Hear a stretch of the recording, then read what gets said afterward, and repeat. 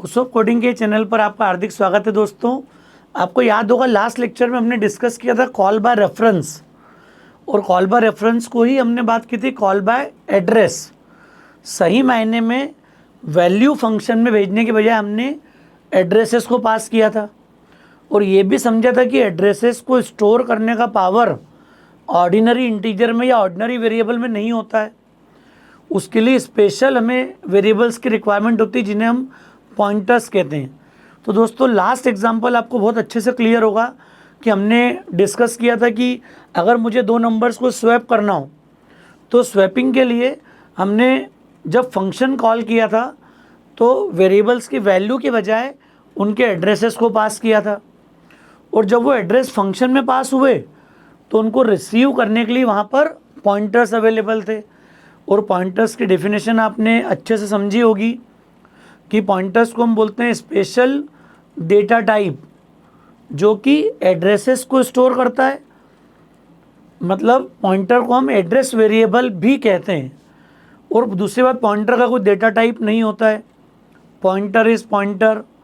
जब भी हम बात करते हैं तो integer pointer, character pointer, float pointer, इस तरीके से बात नहीं करेंगे हम बात करेंगे pointers to integer, pointer to float, pointer to character, future में पॉइंटर टू अरे, pointer to string, pointer to structure, pointer to class. इस तरह से हम कॉन्सेप्ट को यूज़ करेंगे। इससे एक बात समझ में आती है कि पॉइंटर जो है वो एक पॉजिटिव इंटीजर होल्ड करता है हमेशा।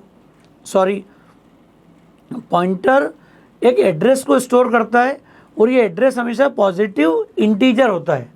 पॉजिटिव इंटीजर होता है इसका मतलब मैंने आपसे डिस्कस किया था कि किसी भी वेरिएबल का एड्रेस निगेटिव नहीं होगा।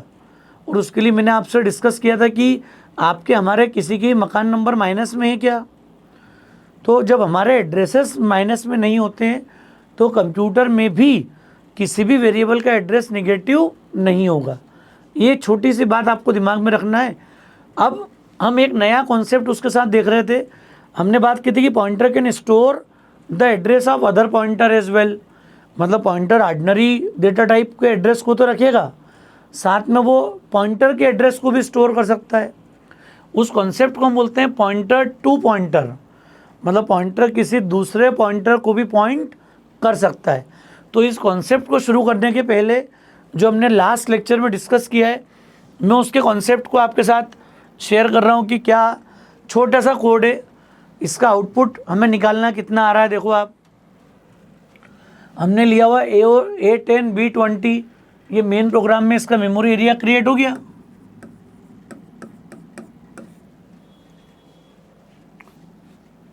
एक फंक्शन कॉल कर लिया जिसका रिटर्न टाइप वॉइड है, मतलब फंक्शन कुछ भी रिटर्न नहीं करेगा। और test int star comma int, मतलब एक वेरिएबल हमने बाय रेफरेंस पास किया और एक वेरिएबल हमने पास किया बाय वैल्यू। अब दोनों बात हम कर चुके हैं लास्ट लेक्चर में, कॉल बाय वैल्यू और कॉल बाय रेफरेंस। तो एड्रेस ऑफ ए पास किया और कॉमा बी पास किया। मतलब फंक्शन में क्या मिलेगा आपको समझ में आ रहा है। और फंक्शन कॉलिंग के बाद हमने दो ऑपरेशन अप्लाई करे प्लस करने के। इसके फिनिश होने के बाद हमने ए और बी की वैल्यू प्रिंट करी। तो आपको बताना है कि ए का वैल्यू कितना प्रिंट होगा और बी का वैल्यू कितना प्रिंट होगा। तो मेरा आपसे रिक्वेस्ट है, यहाँ पर आप इस वीडियो को पॉज करें और पॉज करके आउटपुट को गेस करिए। आप पेपर पे करिए वर्कआउट।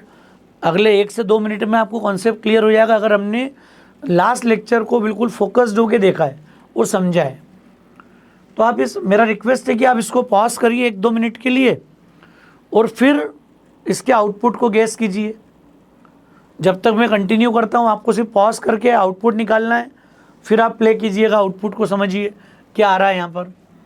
तो दोस्तों address of A comma B जब मैं पास कर रहा हूँ, इसका मतलब हो गया कि एक्स और वाई, ये मैंने नॉर्मल केस में आपको बात बताई थी कि हम PTR1 PTR2 ऐसा रखेंगे, लेकिन यह कन्फ्यूज़न अभी आपके साथ बना रहे इसलिए उसके नाम मैंने रूटीन रख दिए, लेकिन उनका टाइप डिफरेंट है। एक्स के अंदर हम दे रहे हैं एड्रेस ऑफ ए और बी डायरेक्ट में कॉपी कर रहा हूँ किसमें, वाई में। मतलब एक्स का टाइप तो पॉइंटर हो गया, so your x will store 1000 not 10, वो 10 स्टोर नहीं करेगा, इट विल स्टोर 1000। और b जो है that will pass by value, तो 20 की वैल्यू पास होगी फंक्शन के अंदर। अब हमने कॉन्सेप्ट अप्लाई करा, वैल्यू एट 1000, 1000 पर जो वैल्यू है उसको 2 बार प्लस कर दिया हमने, दोनों बार 1000 पर ही वैल्यू आ रही है। तो ये हो गया स्टार 1000 प्लस स्टार 1000, मतलब 10 + 10, ये आ गया 20, और 20 फिर से असाइन हो गया कहाँ पर, वैल्यू एट 1000 पर। तो 1000 पर वैल्यू अपडेट होगी कितनी हो जाए, 20। तो 1000 तो ये लोकेशन है, तो मैं फंक्शन के अंदर से बैठ के किसकी वैल्यू अपडेट कर दूंगा, ए की वैल्यू अपडेट होगी कितनी हो गई, 20। अब हम आ गए नेक्स्ट लाइन पे, y + y कितना है, 20 है, तो 20 + 20 दैट इज़ 40। तो y में हमने कितना असाइन कर दिया, 40। तो ये y हमारा मॉडिफाई हो गया फंक्शन मेमोरी के अंदर, दैट इज़ 40। और एंड ऑफ द फंक्शन, कुछ रिटर्न तो कर नहीं रहा, रिटर्न टाइप वॉइड है हमारा। जैसे ही फिनिश होके आगे जाएंगे हम, तो a और b की करंट वैल्यू प्रिंट करना है। तो a का वैल्यू पर कितना है, 20, और b का वैल्यू कितना है, 20। तो ये प्रिंट करेगा 20 20। तो आपको समझ में आ रही होगी बात, एक वेरिएबल को हमने पास किया बाय वैल्यू और एक को पास किया बाय रेफरेंस। तो जो वेरिएबल कॉल बाय रेफरेंस से पास हुआ उसका मेमोरी एरिया मॉडिफाई हो गया, and it is updated by from 10 to 20। ये 10 था इनपुट में, 20 आ गया, और b आपका ऑलरेडी 20 था। जो चेंज हुए हैं फंक्शन के अंदर वो y की मेमोरी के अंदर हुआ चेंज। देखो आप, y 20 से 40 हो गया, लेकिन इसने b को चेंज कर पाया क्या ऊपर, चूँकि कॉल बाय वैल्यू वाले केस में क्या होता है, वेरिएबल की कॉपी क्रिएट होती है फंक्शन के अंदर, और जब कॉपी क्रिएट होती है तो जो भी मैं चेंजेस करूँगा वो चेंजेस फंक्शन की बॉडी में रिफ्लेक्ट होंगे, फंक्शन की मेमोरी में रिफ्लेक्ट होंगे। इसका इम्पैक्ट मेन प्रोग्राम में नहीं आएगा। तो मेन प्रोग्राम वाला जो b है वो एज इट इज़ 20 है, जैसा इनपुट आपने दिया था। अरे इनपुट हमने दिया था 10, 20, तो मॉडिफाई होके आंसर मिल गया 20 20। तो ये आपको थोड़ा कॉन्सेप्ट समझ में आया होगा। यहाँ पर कॉल बाय वैल्यू में हम वैल्यू अपडेट नहीं कर पाते हैं मेन में, और कॉल बाय रेफरेंस में हम वैल्यू को कहाँ पर चेंज कर पाते हैं, मेन प्रोग्राम में। इसी कॉन्सेप्ट के आधार पे हमने स्वैपिंग का प्रोग्राम बनाया था लास्ट वाला।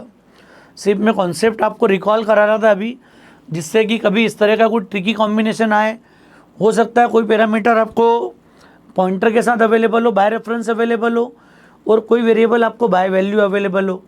तो ये आपकी चॉइस है, आपका कॉन्सेप्ट है, कैसे आपको इसको यूज़ करना है। फंडामेंटल अगर आपको क्लियर होगा, ईजीली हम काम कर पाएंगे यहाँ पर। अब हम देखते हैं नेक्स्ट टॉपिक हमारा पॉइंटर टू पॉइंटर, जिसको आज हम डिस्कस करना चाह रहे हैं यहाँ पर। तो दोस्तों ये देखो कॉन्सेप्ट आप यहाँ पर कि पॉइंटर टू पॉइंटर का थॉट क्या है।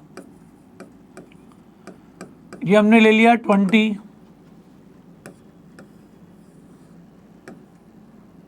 एक्स का एक मेमोरी एरिया आ गया और 20 स्टोर हो गया। एक हमने पॉइंटर लिया था, आपको याद होगा, इंट स्टार ptr1 हमने डिक्लेयर किया, और हमने क्या कर दिया यहाँ पर, ptr1 assigns address of x। ये रेफरेंसिंग वाली बात की थी, आपको याद करो। मतलब हमने क्या कॉन्सेप्ट देखा था कि ये तो हमारा मेन में सपोज एग्जांपल के लिए x, और ptr1 जो है, ptr1 का एड्रेस दे दिया हमने 2000, और इसको सपोज किसी फंक्शन 1 में हमने डिफाइन कर दिया। इन ptr1 will store the address of x। ये हम चाह रहे हैं, ये कर भी चुके हैं पहले अपन, इसी को हम बोलते हैं referencing. We can assign the address of x to ptr1। ptr1 में ये 1000 स्टोर हो गया, जो मैंने बात की थी ना कि कोई ऑब्जेक्ट अपन ने किसी रूम में रख दिया, उसको लॉक किया, चाबी पड़ोस वाले रूम में रख दी। अब जब भी आपको ऑब्जेक्ट एक्सेस करना होगा वो प्रोडक्ट वो आइटम एक्सेस करना होगा तो आपको की लेके आना पड़ेगी यहाँ पर। तो ये सिंगल लेवल की डी रेफरेंसिंग को हमने समझा भी था कि हम लोग स्टार PTR1 अगर लिख देते हैं तो ये इस लोकेशन से PTR1 से मेन एक्स की वैल्यू को एक्सेस कर लेता है यहाँ पर। मतलब एक लोकेशन से मैं दूसरी लोकेशन के डेटा को इंटरेक्ट कर सकता हूँ, उसको रीड कर सकता हूँ, उसको अपडेट कर सकता हूँ। ये सारी बातें हमने लास्ट लेक्चर में डिस्कस की है। तो दोस्तों पॉइंटर टू पॉइंटर कोई नया कॉन्सेप्ट नहीं, बहुत सिंपल। जब PTR1 इंटीजर को पॉइंट कर रहा था तो स्टार PTR1 का टाइप क्या था, इंटीजर। अब मैं एक नया चेंज चाह रहा हूँ। क्या चाह रहा हूँ नया चेंज? मैं इसे कितने भी लेवल तक मूव कर सकता हूँ। इसको PTR2 को मैंने डिक्लेयर किया, it has some new address 3000 and what we store in PTR2 that is address of PTR1। PTR1 के एड्रेस को PTR2 में स्टोर कर दूं मैं यहाँ पर। मतलब क्या करा, उसकी भी चाबी उस पर भी लॉक किया और चाबी तीसरे रूम में रख दी। अब आप अंदाज़ा लगाओ, अगर पहले रूम के प्रोडक्ट को निकालना है, इसकी चाबी यहाँ रखी है और इसकी चाबी यहाँ रखी हुई है, तो टेक्निकली आप भी समझते हो कि मुझे पहले 2 रूम से 3rd रूम से 1 सेकेंड में जाना पड़ेगा, सेकेंड से फर्स्ट में जाना पड़ेगा यहाँ पर। तो डी रेफरेंसिंग का थॉट क्या हो गया कि PTR1 का टाइप तो ऑलरेडी इंट स्टार है। अरे अगर PTR1 का टाइप अगर निकालोगे आप,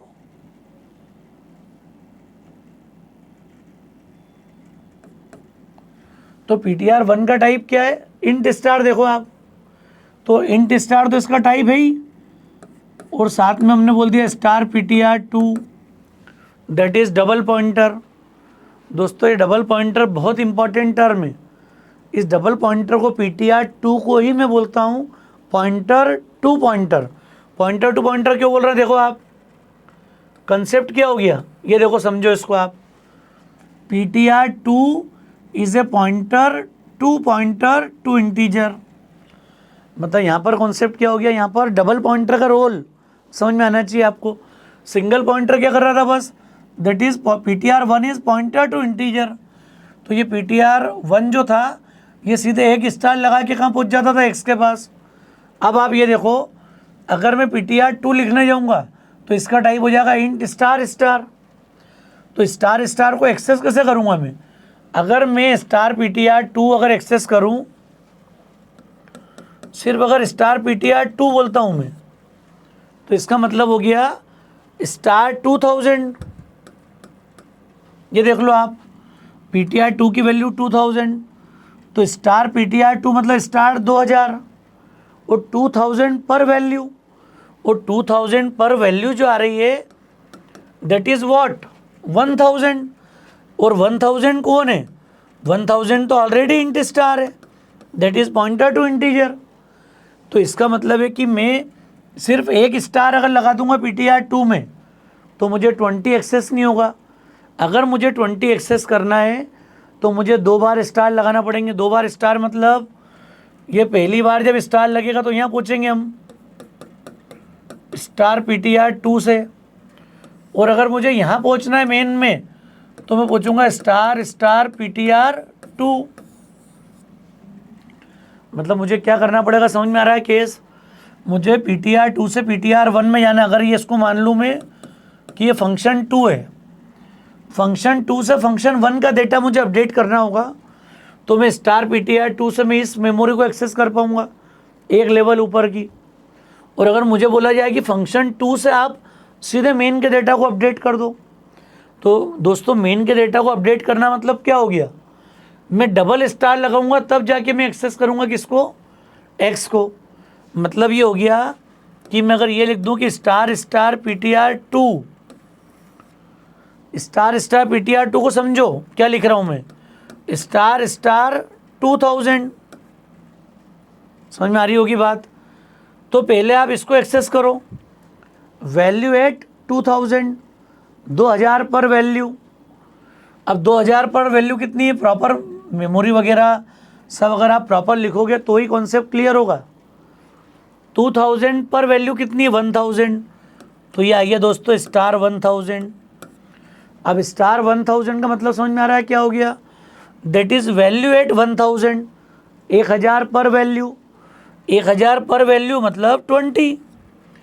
तो ये फंक्शन 2 से बैठे बैठे मैं किसको अपडेट कर सकता हूँ, सीधे x को। ये बड़ी इंपॉर्टेंट बात है। और ऐसे में कितने भी स्टार लगा सकता हूँ।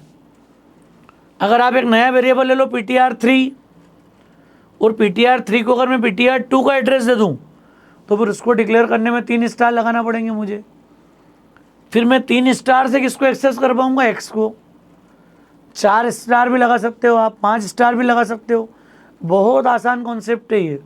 हम स्टार से डरते हैं नॉर्मल केस में, कुछ है क्या इसमें? अरे ये फंडा समझो आप।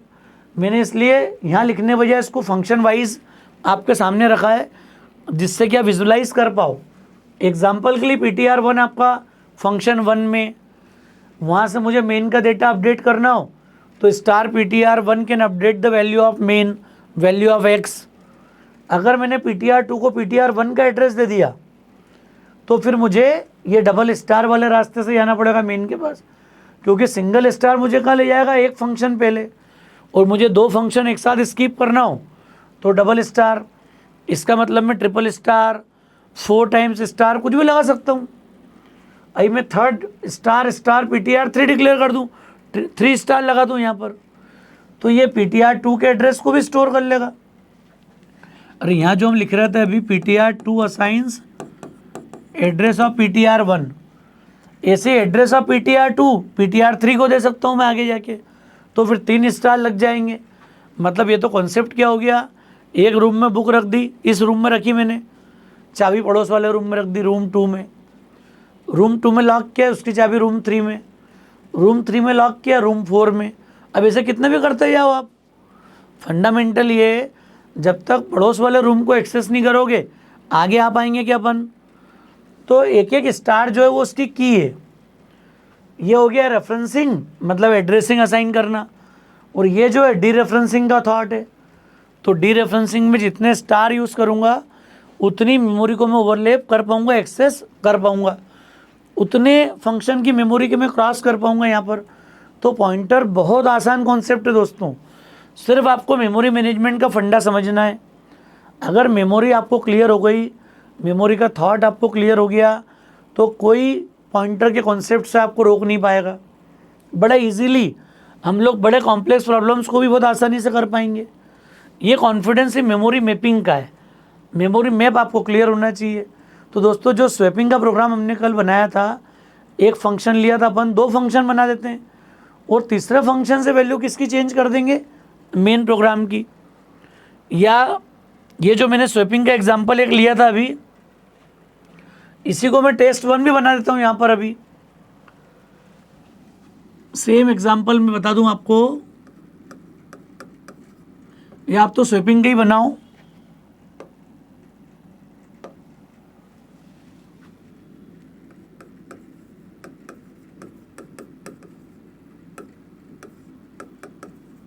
हमने डिक्लेयर कर दिया int star comma int star. अब हम बना रहे हैं swapping of 2 number using pointer to pointer. Double pointer से बना लेते हैं इसको। सिंपल है, ज़्यादा कुछ भी नहीं करना हमको यहाँ पर।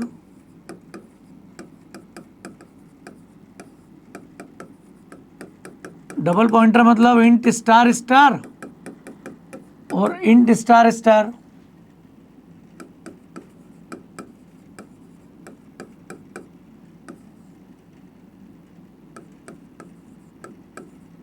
ये इनपुट ले लेना आप, मैं डायरेक्ट वैल्यू रख रहा हूँ अभी, क्योंकि हमारा फोकस सिर्फ कॉन्सेप्ट समझने पे है।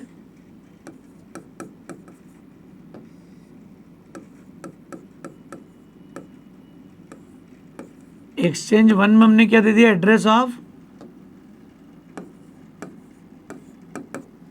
ए और एड्रेस ऑफ बी।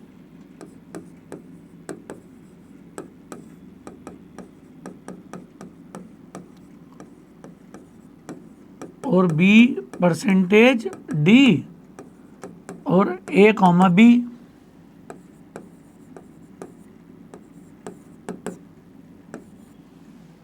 ये सब कुछ अपन कर चुके हैं पहले। फंक्शन में क्या हो जाएगा यहाँ पर,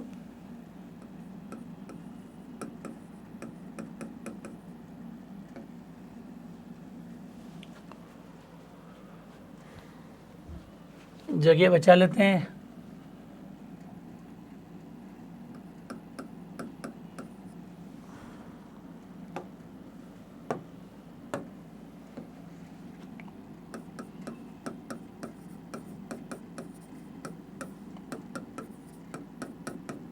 क्या हो जाएगा, इंट स्टार ptr1,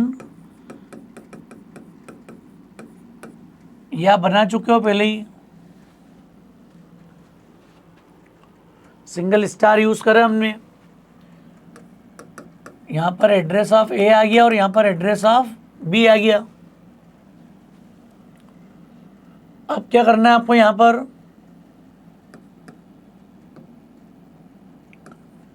मैं यहाँ कॉल कर लेता हूँ एक्सचेंज 2 और इसमें देता हूँ एड्रेस ऑफ ptr1 और एड्रेस ऑफ ptr2।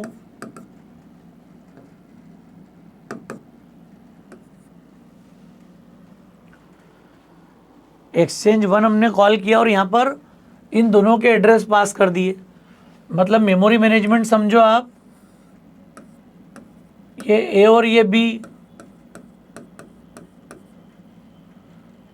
डेटा कितना लिया था 2040, ये ए और बी की मेमोरी आ गई। इसके हमने एड्रेस पास किए अभी, ptr1 और ptr2, ये आ गया 1000 और 1004, 4 बाइट के वेरिएबल हैं।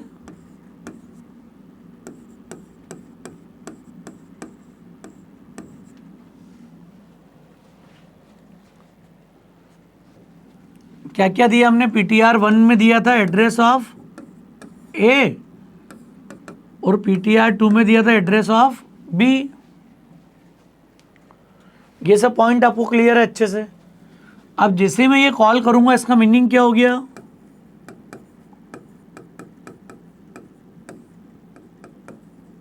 ये होगा इंट स्टार स्टार p1 और इंट स्टार स्टार p2। इसको मिल गया एड्रेस ऑफ ptr1 और इसको मिला एड्रेस ऑफ ptr2। मतलब मेमोरी वाइज देखो आप क्या कर रहे हैं अपन, ऐसे कितने भी फंक्शन ऐड कर सकते हो आप समझने के लिए कि हम फंक्शन 3 से फंक्शन 1 का डेटा अपडेट कर देंगे, फंक्शन 4 से भी कर सकते हैं। जितने लेवल में आगे बढ़ूंगा उतने पॉइंटर बढ़ते जाएंगे यहाँ पर स्टोरी में। तो ये आ जाएगा अब p1 p2 और इनके कुछ नए एड्रेसेस आ गए अब, और ये अब स्टोर करेंगे 2000 और 2004। इसको मिल गया एड्रेस ऑफ ptr1 और इसको मिल गया address of ptr2। ptr1 ptr2 के एड्रेसेस असाइन हो गए। या मतलब यहाँ से बैठ के मुझे इन दोनों की वैल्यू चेंज करना है, क्योंकि ये फंक्शन 1 हो गया, ये फंक्शन 2 हो गया एक्सचेंज 2, और ये आपका मेन है। ये थोड़ा सा मेमोरी मैनेजमेंट आपको बनाना है कॉपी पे, और बहुत आसान है। अभी इसके पहले जो कॉन्सेप्ट हमने समझा कि आपको याद होगा डबल पॉइंटर का रोल क्या है। ptr2 से अगर मुझे वैल्यू अपडेट करना है तो डबल स्टार के साथ कॉम्बिनेशन बनाना है, चाहे मुझे वैल्यू एक्सेस करना हो या वैल्यू अपडेट करना हो, दोनों केस में ये काम कर पाएंगे अपन। तो एक टेम्प वेरिएबल ले लिया टेम्परेरी। अब आपको टेम्प वेरिएबल कहाँ लगेगा, फंक्शन 2 में लगेगा टेम्प। कोई एड्रेस आ गया 3010, क्या कर दोगे आप, temp assigns star star p1। अब अगर दोस्तों एक स्टार लगा दोगे आप सिर्फ यहाँ पर, मान लिया आपने लगा दिया सिंगल स्टार p1, तो सिंगल स्टार p1 का टाइप क्या हुआ देखो, इंट स्टार, और टेम्प का टाइप इंट। फिर वही एरर दे देगा can not convert int star to int, क्योंकि ये स्टार ptr1 एक लेवल पे जाएगा बस, लेकिन इसके इक्विवेलेंट पूछेगा कि वैल्यू के इक्विवेलेंट, तो वहाँ मूव नहीं कर पाएगा वो। ये दोनों का टाइप सिमिलर कब होगा, जब आप इसको बोलोगे star star P1, star star P1 का मतलब हो गया स्टार स्टार 2000, और स्टार स्टार 2000 का मतलब क्या हुआ, वैल्यू एट 2000 निकालो। ये स्टार स्टार 2000 का मतलब क्या हो गया, स्टार इतने का मतलब हो गया 1000, और स्टार 1000 का मतलब कितना हो गया 20। मतलब देखो यहाँ से डेटा इस तरीके से एक्सेस होते हुए ये टेम के अंदर 20 आ गया, फंक्शन के अंदर देखो आप सेकेंड फंक्शन के अंदर जाके डेटा एक्सचेंज 2 के अंदर जाके वैल्यू कहाँ से उठ के आ गई, मेन से। ये डबल पॉइंटर ने बहुत आसानी से उठा लिया, बहुत इजी गोइंग तरीके से। अब star star P1 assigns star star P2, ये भी वैसे लाइन है सेम कि स्टार स्टार 2000 पे क्या कर दो आप, स्टार स्टार 2004। अब स्टार 2004 मतलब कौन, स्टार 2004 मतलब 1004, तो ये आ गया स्टार 1004, और वैल्यू एट 1004 मतलब 40, तो ये 40 असाइन हो जाए कहाँ पर, वैल्यू एट 2000। मतलब जहाँ 20 रखा था यहाँ पर उठ के कितना आ जाए 40। ये तरीका, पहले फंक्शन तक डेटा उठ के आया, फंक्शन से जाके हमने वैल्यू अपडेट कर दी 2 फंक्शन ऊपर, और star star P2 assigns temp. अब रिटर्न की कोई नीड ही नहीं यहाँ पर। अब ये टेम्प जो 20 हमारे पास रखा हुआ था, ये स्टार स्टार 12004 जो है उस पर जाके डेटा अपडेट कर देगा। मतलब ये सीधे 20 का रखा जाएगा इस लोकेशन पे। आप इसको क्लियर करो step by step. Star star 2004 मतलब स्टार 1004, और स्टार 1004 पर वैल्यू कितनी हो जाए 20। तो ये सिंपल सा मैजिकल थॉट है जो हमने रिमोट वाली बात करी थी कि नहीं, कि बिना टच करे बिना उसको छुए आप सीधे वैल्यू अपडेट कर दो। तो ये इस एक्सचेंज 2 फंक्शन से किसका डेटा अपडेट कर पा रहा है, मेन का, और मेन में वैल्यू चेंज होके आपको मिल जाएगी 40 और 20। तो ये हमारा इनपुट ले लेना आप, मैंने डायरेक्ट असाइन कर दिया है, आप ए बी लेके भी समझ सकते हो। तो ये डबल स्टार कोई बहुत चैलेंजिंग काम लगा क्या दोस्तों आपको, बहुत आसान है। अब ऐसे 2 स्टार देख लिए तो कल से 3 भी देख लो, एक्सचेंज 3 बना दो, P1 P2 का एड्रेस भेज दो, और ट्रिपल स्टार लगा के वैल्यू चेंज करोगे, वैल्यू मेन में अपडेट हो जाएगी। तो ऐसा कोई रेस्ट्रिक्शन नहीं है, double star triple star 4 times star कुछ भी लगा सकते हैं। फंडामेंटल आपको समझ में आना चाहिए। जितनी बार मैं फंक्शन का लेवल क्रॉस करूँगा और मैं चाहता हूँ कि मेन प्रोग्राम पे मेरा कंट्रोल बना रहे, तो मैं उतने स्टार इसमें ऐड करते जाऊँगा सिस्टम में। जितनी बार मैं स्टार ऐड करूँगा उतनी बार मैं इनर फंक्शन से या लोएस्ट लेवल फंक्शन से मेन प्रोग्राम के डेटा को अपडेट कर पाऊँगा। तो ये पॉइंट आपके दिमाग में आना बहुत ज़रूरी है, बहुत इंपॉर्टेंट कॉन्सेप्ट है ये। मुझे उम्मीद है कि आपको लॉजिक समझ में आ गया, और ये भी समझ में आ गया होगा कि बहुत डिफ़िकल्ट काम नहीं है। तो ये पॉइंटर का एक सेकंड इम्पॉर्टेंट नेचर था। इसके अलावा 2 इम्पॉर्टेंट बातें और आती है पॉइंटर के साथ में। एक आती है कि पॉइंटर के साथ हम नॉर्मल मैथमेटिक्स नहीं कर पाते हैं, जैसे प्लस माइनस जो होता है, पॉइंटर में प्लस और माइनस करते हैं हम किसी कांस्टेंट वैल्यू का। मतलब अगर मुझे लोकेशन अपडेट करना हो तो हम पॉइंटर के साथ ये काम कर सकते हैं, लेकिन ये मैं डिस्कस करूँगा जब आपके साथ मैं अरेज में काम करूँगा। जब ग्रुप डेटा टाइप को हम डिस्कस करेंगे then will see additional properties of the pointers. तो पॉइंटर्स के कुछ और बड़े इंपॉर्टेंट कॉन्सेप्ट्स हैं जो कि हम अभी आने वाले समय में डिस्कस करेंगे, और चूँकि जिसकी जब नीड हो, जब समझना है, तो ज़्यादा फ़ायदेमंद रहेगा, ज़्यादा इम्पॉर्टेंट रहेगा हमारे लिए। तो हम डिस्कस करेंगे जब पॉइंटर से हम किसी अरे को, स्ट्रिंग को या ग्रुप डेटा टाइप को डील करेंगे। तो दोस्तों मुझे उम्मीद है ये कॉन्सेप्ट आपको समझ में आ गया होगा। अगर कॉन्सेप्ट ठीक लगा हो तो आप फ्रेंड्स के बीच में ज़रूर शेयर कीजिएगा। ओसोप कोडिंग को अगर अभी तक आपने सब्सक्राइब नहीं किया है तो मेरा रिक्वेस्ट है आप प्लीज़ चैनल को सब्सक्राइब ज़रूर करें, बेल आइकॉन प्रेस करें जिससे आप हमेशा नोटिफाइड रहें। ओसोप कोडिंग कमिटेड है स्ट्रॉन्ग प्रोग्रामिंग फाउंडेशन के लिए। थैंक्स अ लॉट दोस्तों।